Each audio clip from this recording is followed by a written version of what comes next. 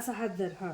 शुभम करोती कल्याणम आरोग्यम धन.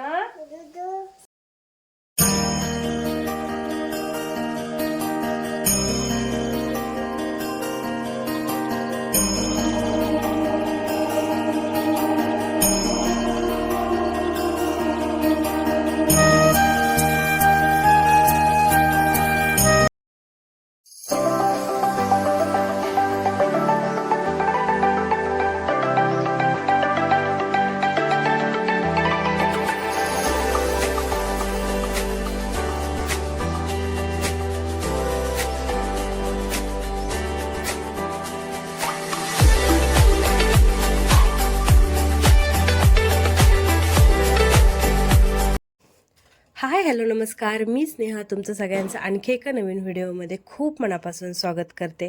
तर आज आहे दिवाळीचा दुसरा दिवस, धनत्रयोदशी. आणि आत्ता आम्ही आलो होतो आज कड्याला, कारण त्या दिवशी राजला जो काही ताप वगैरे आला होता तर तो आत्ता पूर्णपणे बरा झालेला आहे. पण सध्या त्याला थोडासा खोकला येतोय, कोरडा खोकला येतोय, ड्राय कफ. तर ते दाखवण्यासाठी आलो होतो, कारण आता दिवाळीचं फराळ घरी करतोय. तो काय खाल्ल्याशिवाय राहणार नाही. परत ते तेलकट खाल्ल्यानंतर आणखी तो खोकला वाढण्यापेक्षा म्हटलं एकदा दाखवून पण घेऊ. आणि दुसरी गोष्ट म्हणजे मला पार्लरमध्ये पण जायचं होतं. आता दिवाळी आली तर म्हटलं चला दोन्ही पण कामं होऊन जातील. आणि साड्यां ते पण पिको फॉलला टाकायचे होते आणि त्यांचं पण काम होतं, म्हणजे सगळ्याच गोष्टी होत्या, म्हटलं होऊन जातील. तर त्यासाठी आलो होतो. आणि जेव्हा घरून निघालो तेव्हा राज गाडीमध्ये झोपला होता. तो झोपला होता, म्हटलं तोपर्यंत पार्लरमध्ये जाऊन येते. मग मी आधी गेलो, असंच पार्लरमध्ये गेलो, कारण हॉस्पिटलमध्ये पण गर्दी होती.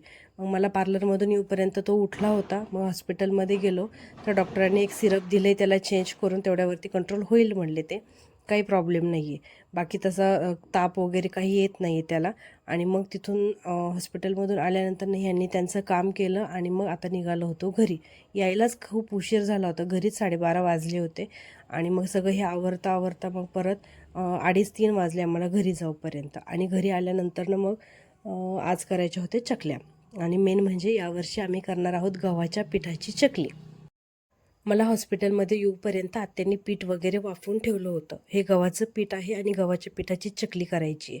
तर आता ते पीठ वाफवून घ्यायचं आहे, म्हणजे एका कपड्यामध्ये रुमालामध्ये किंवा एखाद्या सुती कपड्यामध्ये ते पीठ बांधून कुकरच्या डब्यामध्ये ठेवायचं. कुकरची शिट्टी काढायची आणि 15 ते 20 मिनटं छान वाफवून घ्यायचं. वाफवून झाल्यानंतर थंड होऊ द्यायचं आणि तो जो कडक झालेलं पीठ आहे ते फोडायचं आणि चाळणीने चाळून घ्यायचं. मग त्यामध्ये टाकायचं आहे चवीपुरतं मीठ, हावरी टाकायची आहे.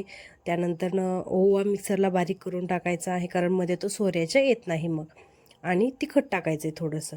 आणि हे जे पीठ आहे तर हे पाणी टाकून मळायचं नाही, ह्यामध्ये मुगाची डाळ टाकून ते पीठ मळायचं आहे. आणि मळताना एकदा सगळी मुगाची डाळ टाकायची नाही, जशी लागेल तशी ती मुगाची डाळ त्यामध्ये टाकायची आणि ते पीठ मळून घ्यायचं. आणि त्याची गंमत अशी झाली, आम्ही ही पहिल्यांदाच करणार होतो. आमच्या शेजारच्या कॉलनीमध्ये काकू राहतात, तर त्यांनी आम्हाला ही रेसिपी सांगितली. तर म्हटलं आपण ट्राय करून बघू. आणि आम्हाला थोडीशीच करायची होती, की म्हटलं जमती आहे का नाही, कारण नाही जमली तर तेवढं डाळ पण आणि पीठ पण सगळं वाया जाईल, म्हणून म्हटलं थोडीशी आपण करून बघू आधीशी. आणि त्यांनी थोडंसं पीठ 1 कटोरी 1.5 कटोरी पीठ वाफवायला ठेवलं आणि ते पीठ फुगून इतकं जास्त झालं की हे एवढं कटोरं भरून त्याचं पीठ झालं.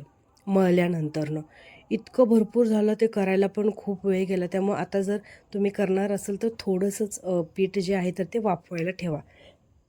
म्हणजे मापात चकल्या होतात त्याच्या. आणि फक्त मुगाच्या डाळीमध्येच ते पीठ मळायचं आहे, जसं लागेल तसं थोडं थोडं मुगाची डाळ टाकायची त्याच्यामध्ये आणि घट्ट पीठ मळायचं आहे. आणि पीठ वगैरे मळून झाल्यानंतर मग मी इथे केलं चकल्या करायला सुरुवात. मी करून देत होते आणि आत्या तळत होत्या. तळायला पण त्याला बराचसा वेळ लागतो, कारण मीडियम फ्लेमवरती त्या तळावं लागतात. कारण जास्त फास्ट ह्याच्यावरती तळल्या तर त्या कच्च्या पण राहतात आणि लूज पडतात मग नंतरनं. आणि मीडियम फ्लेमवरती तळल्यानंतरनं छान होतात. पण खरं सांगू का, हे चकल्या इतक्या सुंदर झाल्या, ह्याला कोणीच म्हणणार नाही की ह्या गव्हाच्या पिठाच्या चकल्या आहेत म्हणून. इतक्या कुरकुरीत झाल्या, तळल्यानंतरनं पण बिलकुल लूज पडल्या नाही किंवा काहीच झाल्या नाही. खूप छान झाले. ही रेसिपी तुम्ही पण नक्की ट्राय करा. आणि मैदा खाण्यापेक्षा गव्हाचं पीठ तर कधी पण उत्तमच. आणि त्यामध्ये मुगाची डाळ टाकली, त्यामुळे ह्याच्यामध्ये असं वेगळं काहीच नाही. त्यामुळे खूप छान, मला तेच खूप आवडलं की गव्हाचं पीठ आणि मैदा न वापरता गव्हाचं पीठ वापरून आणि मुगाची डाळ वापरून आपण हे चकल्या करणार होतो, म्हणून आम्ही ट्राय केल्या. आणि एवढं पीठ झालं त्या करायला, आम्हाला 3-3.5 तास गेले एवढे सगळे चकल्या करायला. आणि मग परत संध्याकाळ पण व्हायला लागली होती.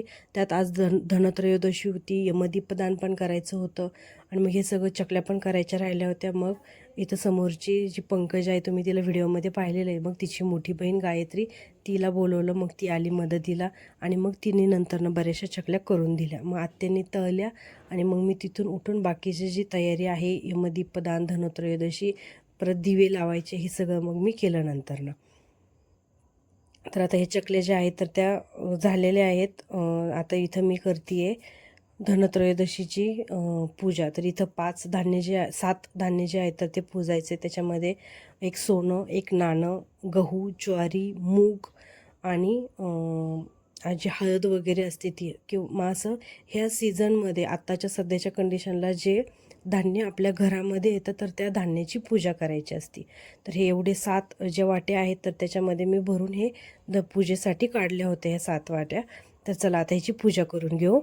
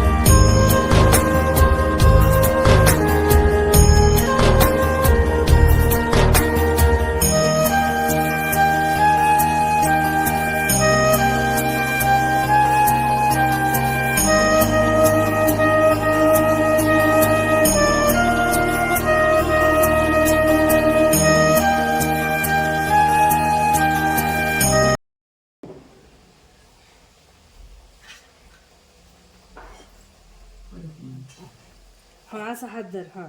शुभम करोति कल्याणम आरोग्यम धन संपदा शत्रु बुद्धि विना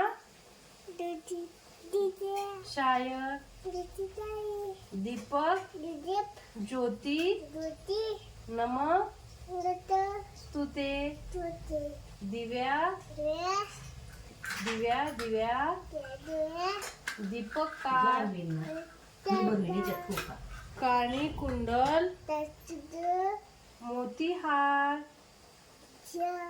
दिवा लावला देवापाशी उजेड पडला सर्वांपाशी. असे जय बाप्पा करायचं. आता करायचं जय बाप्पा. आता उठा.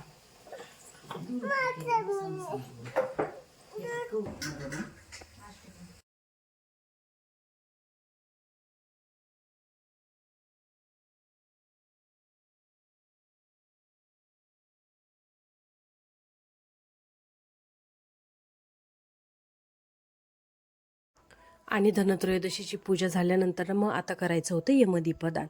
तर यमदीपदान करण्यासाठी इथं कणकेचा दिवा तयार करून घेतला होता. गव्हाच्या कणकेचा दिवा करायचा, त्यामध्ये मीठ टाकायचं नाही, थोडीशी हळद टाकून तो पीठ मळून त्याचा दिवा तयार करायचा. त्यामध्ये थोडंसं तेल टाकायचं, वाट टाकायची अगरबत्ती फुलं वगैरे हे घेऊन यमदीपदान करायला जायचं. यमदीपदान हे कधी करायचं? यमदीपदान करताना टायमिंग नेहमी लक्षात ठेवायचा. सूर्योदयाच्या अगोदर म्हणजे पहाट, सूर्य उगवायच्या आधी आणि सूर्यास्ताच्या नंतरनं म्हणजे दिवस मावळल्यानंतरनं यमदीपदान करायचं कधी पण. तर आता इथं मी यमदीपदान करायला वरती आले होते आणि मी इथं वरती पूजा मांडत होते. राजला काही खालून दिसत नव्हतं मी काय करते ते, म्हणून त्याला इथं वरती बसवायचं होतं आणि मग त्याला वरती बसवला मी. मग दिवा वगैरे लावला आणि त्याच्या गोंधळामध्ये हळदी कुंकाचं पंचपान मी खालीच विसरून आले. आता मग इथे दिवा वगैरे लावला, फुलं वाहिले आणि दिवा लावताना हा नेहमी दक्षिण दिशेला लावायचा. आणि वर्षभर आपण यमदेवतेला कुठलीही पूजा करत नाहीत किंवा दिवा लावत नाहीत, म्हणून या धनत्रयोदशीच्या दिवशीही यमदीपदान केलं जातं. यमदीपदान केल्याने जो काही घरामध्ये अकाली मृत्यू होतो तर तो मृत्यू टाळण्यासाठी हे यमदीपदान केलं जातं. आणि यमदीपदान केल्यानंतरनं दिवा वगैरे लावल्यानंतरनं यमदेवतेला मनापासून प्रार्थना करायची आणि प्रार्थना करताना असं म्हटलं जातं की हे यमदेवता, तुझी दृष्टी कधीही माझ्या घरावरती पडू देऊ नको, अशी मनापासून यमदेवतेला प्रार्थना करायची. आणि दरवर्षी न चुकता धनत्रयोदशीच्या दिवशी हा यमदीपदान करायचंच, सूर्योदयाच्या अगोदर आणि सूर्यास्ताच्या नंतरनं. तर आता हे यमदीपदान केलं मी.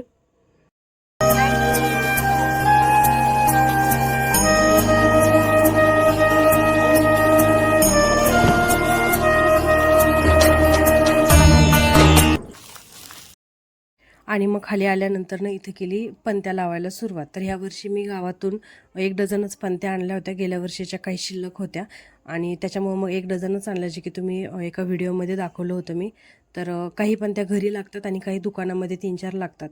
तर अशा त्याच्यासाठी 1 डझनच आणल्या होत्या, जुन्या काही पंत्या होत्या त्यामुळं. मग आता हे 7-8 इथं पंत्या काढल्या होत्या. काल पंत्या लावल्या नव्हत्या वासुबारसच्या दिवशी, कारण असा गोंधळ झाला होता की एकादशी होती वासुबारसच्या दिवशी आणि वासुबारस ही एकादशीच्या दुसऱ्या दिवशी असते. वासू मीन्स धन, वास आपण ज्याला म्हणतो तो, आणि बारस मीन्स 12वा दिवस. अश्विन महिन्यातल्या 12व्या दिवशी वासुबारस असते. पण एकादशीच्या दिवशीच वासुबारस आली होती. मग सगळा गोंधळ झाला. कोणी म्हटलं आज लावायच्या नाही, कोणी म्हटलं लावायच्या. त्यामुळे मग काल पंत्या लावल्याच नव्हत्या. मग आज म्हटलं धनत्रयोदशी आहे तर सगळीकडे हे दिवे लावून घ्यावं. तर मग त्याच्यासाठी 7-8 दिवे जे आहेत तर ते काढले होते आणि ते आता लावून घेते. अशा संध्याकाळी पंत्या वगैरे लावल्यानंतरनं एक छान अशा पॉझिटिव्ह वाईब्स येतात, सण असल्यासारखं वाटतं आणि दिवाळीचा फील जो आहे तर तो येतो. आणि दिवाळी हा सणच असा आहे की प्रत्येकाच्या घरी एक आनंद असतो, उत्साह असतो. प्रत्येकाच्या घरात गोडधोड केलेलं असतं, मुलांमध्ये वेगळाच उत्साह असतो, नवीन वस्त्र खरेदी केलेली असतात. म्हणजे एक वेगळाच आनंद असतो की या दिवशी असं म्हटलं जातं की बळीचं राज्य असतं, की आजच्या दिवशी दिवाळीच्या दिवशी ह्या 3-4 दिवसांमध्ये पृथ्वीवरती एकही जीव असा नाही की तो उपाशी राहिला पाहिजे म्हणून. कारण ह्या 3-4 दिवसामध्ये बळीचं राज्य असतं. प्रत्येकाच्या शेतकऱ्यांच्या घरामध्ये धान्य वगैरे पिकलेलं असतं. त्यानंतरनं हे जे धान्य वगैरे आलेलं आहे त्या धान्याचीच धनत्रयोदशीला पूजा वगैरे केली जाते. त्यानंतरनं कालची वासुबारस झाली तर वासुबारसेला जे काही आपले गाय बैल असतात ते शेतामध्ये कष्ट वगैरे करतात तर त्यांच्यासाठी त्याची पूजा वगैरे केली जाते. आणि लक्ष्मीपूजन. तर हे ज्या सगळ्या गोष्टी आहेत तर त्या अशा एक छान असतात की बळीचं राज्य जे आहे तर ते या 3-4 दिवसांमध्ये दिवाळीच्या असतं.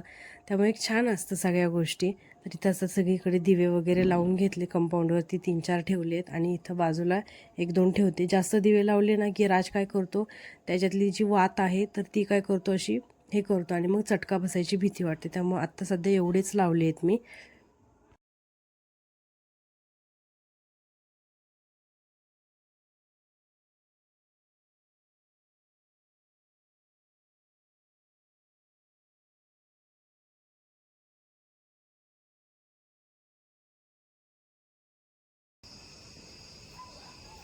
कसं आहे, काय आली आता दिवाळी. दिवाळीला काय आणायचंय, काय आणायचंय?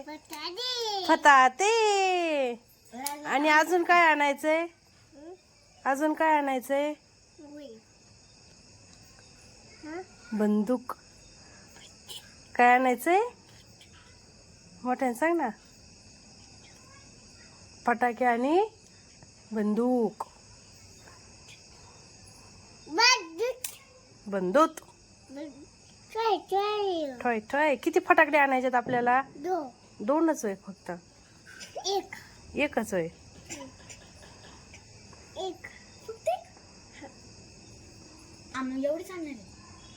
इवी एवढे केवढे इवी एवढे होय.